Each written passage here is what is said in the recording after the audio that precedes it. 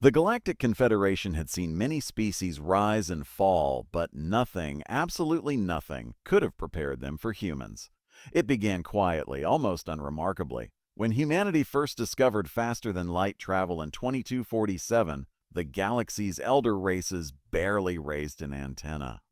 The Zyrexian Diplomatic Corps filed a standard emerging species report, complete with patronizing notes about humanity's quaint technological aspirations and primitive social structures. Commander Krelax of the Confederacy's Xenological Assessment Bureau remembered chuckling when he first reviewed Earth's initial interstellar probe. A tiny metal contraption cobbled together with what seemed like duct tape, solar panels, and an alarming amount of coffee-stained engineering diagrams. The probe looked less like an interstellar vessel and more like something a particularly ambitious high school science club might construct. "Adorable," he had said to his assistant. "They'll be lucky if it reaches the edge of their solar system." 3 decades later, that same assistant would develop an involuntary twitch whenever anyone mentioned humans. The first signs of trouble came during the Proxima Centauri incident. A routine territorial dispute between the methane-breathing Clorath Imperium and the silicon-based Crystalline Confederacy was interrupted by an unexpected guest. A human diplomatic vessel.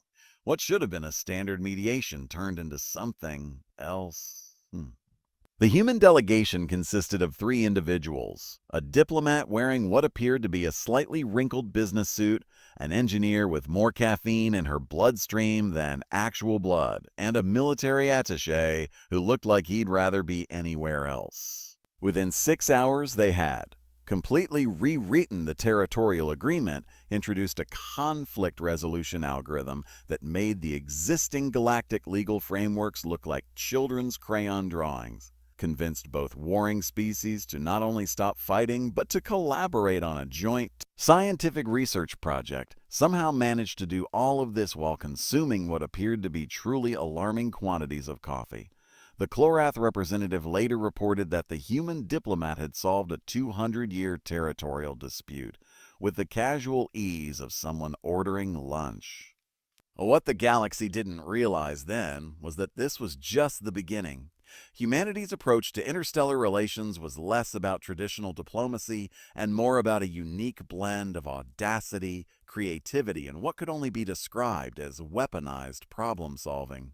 They didn't conquer through force, at least not initially. They conquered through an utterly incomprehensible ability to look at complex, millennia-old problems and solve them with the same casual efficiency one might use to debug a computer program. The elder races began to realize something fundamental about humans. They were dangerous not because they were inherently violent, but because they were fundamentally, terrifyingly adaptable. Commander Krelax would later write in his personal log a document that would become legendary in diplomatic circles, a single, haunting observation. They treat the universe like an interesting puzzle waiting to be solved, and we are all just pieces on their game board.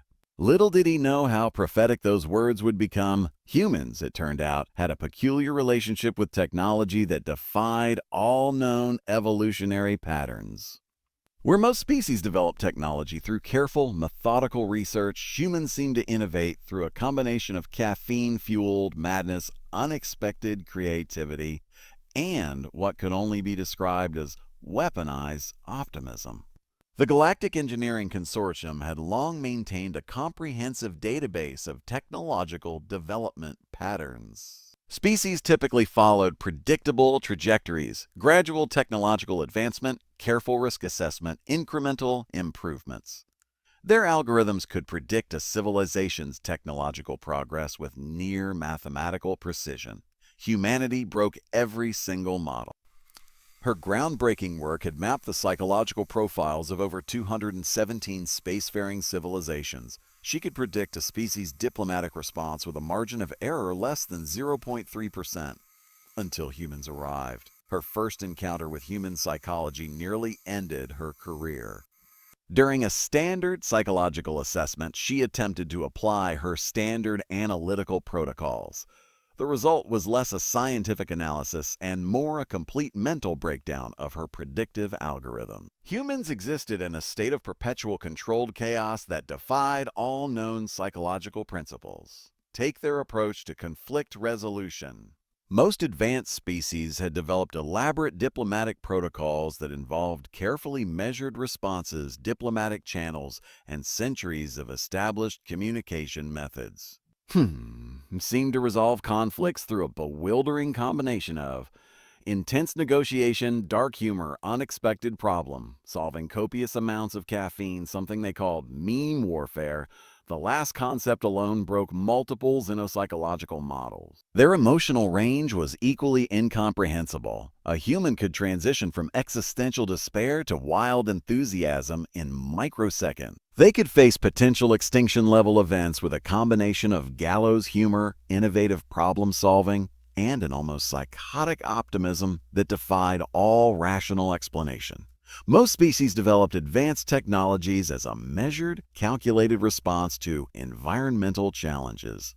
Why? Humans seem to develop technologies out of a combination of pure curiosity spite a seemingly pathological desire to prove something was possible, what appeared to be elaborate practical jokes taken to their logical extreme. Their military strategists were particularly horrifying. Where most species designed war strategies through complex mathematical models, human military thinking appeared to be a terrifying blend of advanced game theory, psychological manipulation, completely unexpected lateral thinking, a disturbing ability to turn any situation into an opportunity. One infamous example involved a human diplomatic team that resolved a potential interstellar conflict by introducing the opposing species to competitive board games.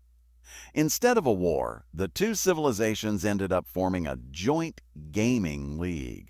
The Galactic Confederation's threat assessment algorithms began to develop what could only be described as an electronic nervous breakdown when attempting to model human behavior. Dr. Voxnath would later write in her final research paper, before taking an extended sabbatical that suspiciously resembled a nervous breakdown, a single haunting observation. Humans are not a species. They are a force of nature that happens to have opposable thumbs and an internet connection. The galaxy was beginning to realize that they were dealing with something far beyond a mere spacefaring civilization. They were dealing with a species that viewed the universe itself as an elaborate, ongoing experiment, and everyone else was just an unwitting participant. The USS Honey Badger didn't so much arrive as it materialized. Conventional galactic spaceship design followed strict parametric models, sleek aerodynamic shapes optimized for energy efficiency, with weapon systems carefully integrated into the hull. Predictable, logical. The Honey Badger looked like someone had taken a shipping container, welded random mechanical parts onto it, then spray-painted it with what could charitably be called tactical beige. Its approach to the galactic central hub was less a diplomatic entrance and more an interstellar mic drop. Communication channels erupted into a state of controlled panic. The Confederation's early warning systems, designed to detect potential threats across multiple star systems, seemed to have a collective existential crisis the moment the human vessel entered sensor range. Admiral Krelax, no relation to the earlier mentioned Commander Krelax, watched the approach with a mixture of professional curiosity and pure, unadulterated terror. The ship's external configuration defied every known principle of spaceship design. It looked less like a warship and more like something cobbled together during a particularly inspired fever dream. Random protrusions jutted from its hull at angles that seemed to violate several fundamental laws of physics. Heat distribution patterns suggested the ship's cooling systems were less an engineering marvel and more a spectacular act of technological improvisation. Most alarming was what the sensors couldn't explain. Despite looking like it had been assembled by a team of enthusiastic but slightly drunk engineers, the Honey Badger radiated an energy signature that made every long-range weapon system in 1,000 light-year radius spontaneously recalibrate. The ship's communication channel opened. In Federation Central, this is Captain Sarah Miller of the USS Honey Badger. We're here to discuss some administrative matters. Her tone suggested she was asking about a minor parking violation rather than making a potentially epic-defining interstellar appearance. Attached to the transmission was a data packet, and the Confederation's top analyst finally decoded it. After 3 days of continuous computational effort, they discovered it contained comprehensive trade proposals, 3 separate scientific research collaborations, detailed schematics for solving a 200-year-old energy distribution problem. What appeared to be a recipe for something called chocolate chip cookies, a formal request for diplomatic discussions. The last line of the transmission read, P.S. We brought coffee. Lots of coffee. Lots of coffee. Somewhere in the vast communication networks, ancient diplomatic algorithms began to spontaneously rewrite themselves. The galaxy held its collective breath. The galactic central hub was designed to impress. Massive crystalline structures that seemed to defy gravity, holographic interfaces that could process millions of communication streams simultaneously, and diplomatic chambers that had hosted negotiations spanning millennia. None of it prepared them for Captain Sarah Miller. She arrived accompanied by 3 crew members that looked less like a military delegation and more like a group of people who had accidentally wandered into an interstellar meeting after a particularly long coffee binge. Lieutenant Carlos Rodriguez looked like he hadn't slept in weeks, yet maintained a state of hyper-alert caffeine-induced awareness that made seasoned diplomats nervous. Dr. Emily Chen, the ship's chief science officer, was simultaneously reviewing complex quantum calculations and playing what appeared to be a handheld video game. And Commander Jack Harper looked like he'd just rolled out of bed, wearing a uniform that seemed to have been chosen in complete darkness. Oedo, Confederation's diplomatic reception chamber, a room that had maintained absolute protocol for over 500 years, seemed to physically deflate when they entered. Ambassador Zorax, a being composed of interconnected energy patterns that had mediated conflicts between civilizations older than most planetary systems, found himself completely off balance. "So," Captain Miller said, pulling out what appeared to be a slightly crushed energy bar, "shall we discuss some interspecies cooperation?" What followed was not a diplomatic meeting. It was performance art. A quantum probability wave of bureaucratic deconstruction that left the most experienced diplomatic corps in the galaxy simultaneously impressed and terrified. Within 3 hours, they had resolved a 200-year territorial dispute, proposed 3 separate scientific research initiatives, introduced a conflict resolution algorithm that made existing galactic legal frameworks look like elementary school finger paintings, consumed what appeared to be inhuman quantities of coffee. The Zyraxian translation matrices would later report multiple system crashes trying to process the sheer informality of the human communication style. Ambassador Zorax's neural network registered what could only be described as a controlled nervous breakdown. Humans didn't negotiate. They reimagined entire systems of interaction. "We noticed you've got some interesting energy distribution challenges," Dr. Chen mentioned casually, between what appeared to be an intense boss battle in her video game. "We might have a solution.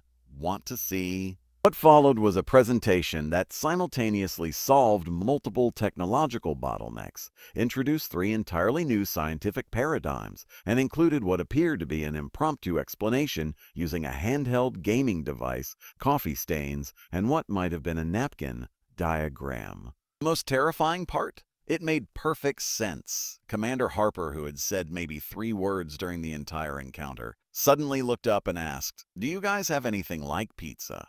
Because we should definitely discuss this over food." And just like that, centuries of diplomatic protocol dissolved into what could only be described as an interstellar lunch meeting. The galaxy would never be the same. What began as a diplomatic meeting quickly transformed into something entirely unexpected, a technological showcase that would redefine interstellar understanding.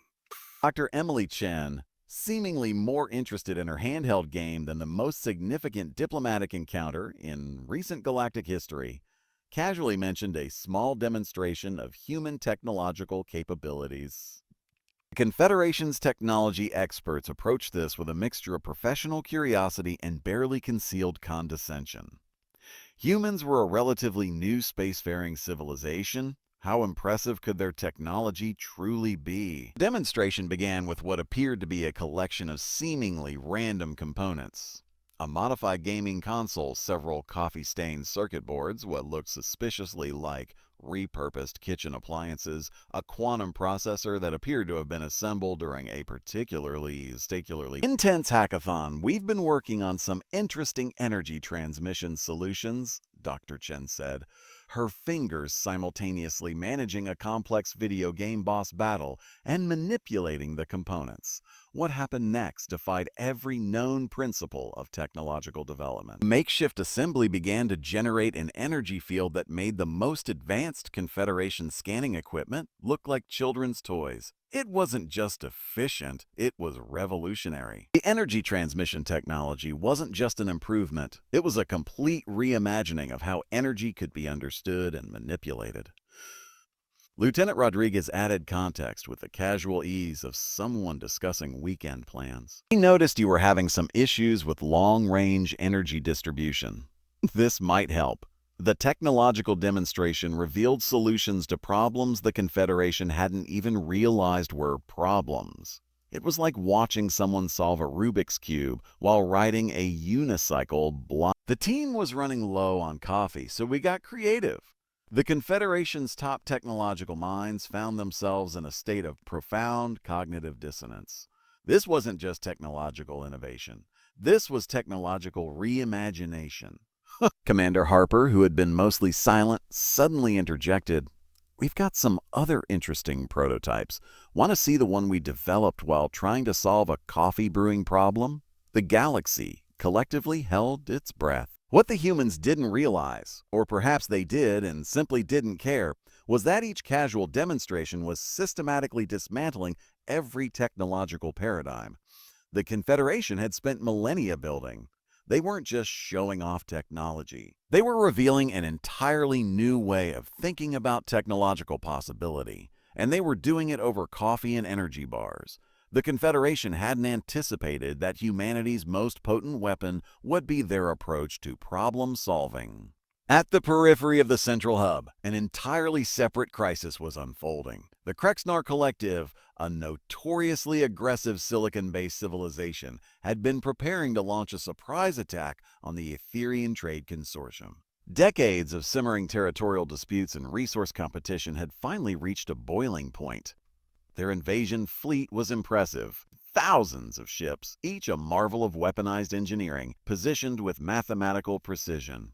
The Etherian defense systems were formidable, but ultimately outmatched. Then the USS Honey Badger happened to be in the neighborhood. "Huh," Captain Miller said, reviewing the tactical display.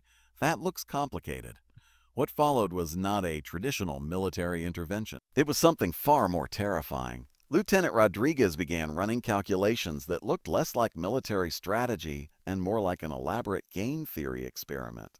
Dr. Chen was simultaneously analyzing the conflict's economic implications while maintaining her video game progress. Their intervention didn't involve weapons, not traditional ones anyway.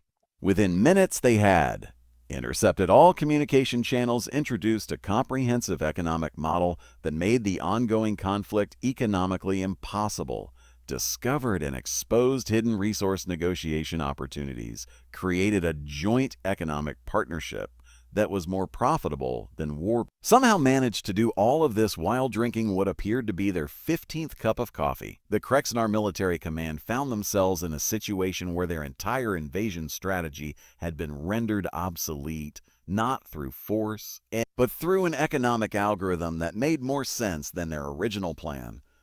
Commander Harper's only comment was typically understated. "Looks like we saved you guys some paperwork." The most terrifying part for the Confederation observers wasn't the prevention of a potential war. It was how casually humanity had done it. No massive military maneuvers, no complex diplomatic negotiations, just a few humans with coffee, computational skills, and an alarming ability to see solutions where others saw only conflict. Ambassador Zorax, watching the entire scenario unfold, could only mutter one thing. They're not just solving problems, they're solving problems we didn't even know existed. The galaxy was beginning to understand that humanity wasn't just another spacefaring civilization. They were a force of nature that happened to understand advanced mathematics, caffeine metabolism, and the art of unexpected problem solving. And they were just getting started. By the time the USS Honey Badger had been in Galactic Confederation space for less than a standard month, humanity had acquired a reputation that defied conventional understanding. The Xenological Historical Archives would later note this period as the humanity inflection point, a moment when everything about interstellar dynamics fundamentally changed. Rumors began to circulate, not the typical diplomatic gossip, but something far more profound. Tales of human interventions that seemed to blur the line between problem-solving and some form of organized chaos. There was the incident with the Valarian trade routes, a 500-year-old territorial dispute that had defied resolution. The humans solved it with what appeared to be a combination of complex economic modeling and impromptu game of something called Monopoly. Approximately 17 liters of a beverage called espresso, the Quantum Diplomatic Corps discovered that human negotiators didn't just think outside the box. They had forgotten the box existed. Captain Sarah Miller's reputation began to take on mythological proportions. She wasn't just a starship captain. She was becoming something of a galactic legend, a problem solver whose methods defied traditional understanding. Her crew was equally notorious. Lieutenant Rodriguez could apparently solve complex interstellar economic challenges while looking like he hadn't slept in weeks. Dr. Chen treated advanced quantum physics like a particularly engaging video game level.